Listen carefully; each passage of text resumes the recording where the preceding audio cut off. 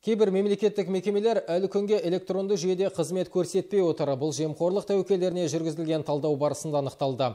Тексерістің қорытындысы бүгін өткен әдеп кеңесінің отырысында белгілі болды. Мал сатып алу үшін жеңілдетілген несиеге ие болған фермер кейін алған қаржысының жұмсалу мақсатын өзгертіп оған көлік алады.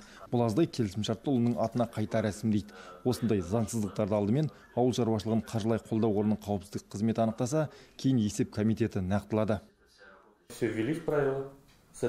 Биылдан бастап біз мониторинг кезінде сурет және бейне жазуларды іске асыра бастадық. Бұған қоса несие комитетіне кәсіпкерлер палатасының өкілін енгізу туралы ұсыныс түсті. Егер палата өз кандидатын жолдаса, оны құрамға кіргізуге дайынбыз.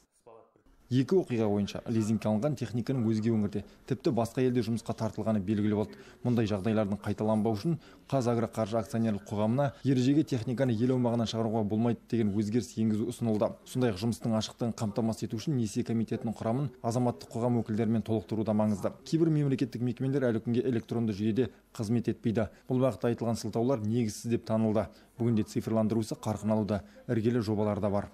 Адамдармен контакты болмайды болашақта.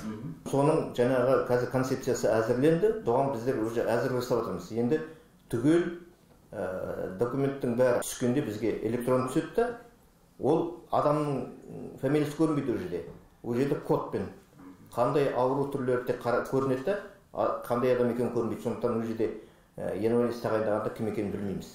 Сөйтіп электронды бізде тағайындау болып кетеді ары қарай. По Казахстану по итогам 2017 года Еліміздегі мемлекеттік қызметтің 47% электронды тәртіпте ұсынылады. Жоспар бойынша бұл межені 90%-ға жеткізу бар, ал қалған 10% бір терезе қағидасы бойынша ұсынылады.